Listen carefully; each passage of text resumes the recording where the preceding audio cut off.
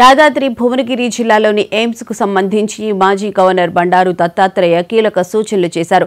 AIIMS కు వచ్చే పేషెంట్లను దృష్టిలో పెట్టుకుని ఎలక్ట్రికల్ బస్సులు ఏర్పాటు చేయాలని సూచించారు. పేషెంట్ల సంఖ్య పెరుగుతున్నందున ఎయిమ్స్ లో బస్ డిపో ఏర్పాటు చేయాలన్నారు.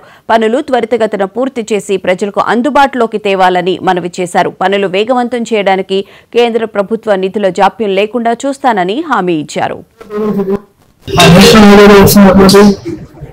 రోడ్డు దారులు చూస్తే స్థానికమైన బస్సులు మిగతా ఆటోలు మిగతా అన్ని కూడా అత్యధికమైనటువంటి బస్సులు ఎయిమ్స్ ద్వారా వచ్చే అవకాశం ఉంటుంది.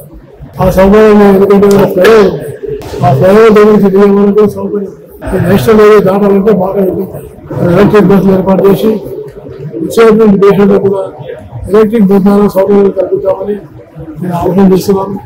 ఇంకా స్వచ్ఛంద సేవా సంస్థను కూడా రంగంలో తీసుకొచ్చి ఈ హాస్పిటల్ అంటే డైరెక్టర్ గారు చెప్పినట్టుగా మంచి సీరియస్ రేట్ చికిత్సలు ఉండే అవకాశం. అందుకని 10 ప్రాంతాల నుంచి వస్తాయి. హైదరాబాద్ నుంచి వచ్చేవాళ్ళు కానీ చుట్టుపక్కల గ్రామాలకు వచ్చేవాళ్ళు కానీ వాళ్ళందరికీ ఉపయోగపడాలి.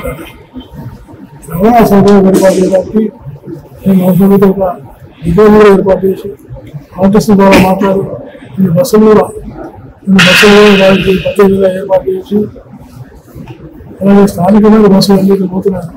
అవన్నీ కూడా ఎయిమ్స్ ద్వారా పోయేటట్టుగా ఎయిమ్స్ ద్వారా ఆపేట్టుగా దానికోసం ఆ నేషనల్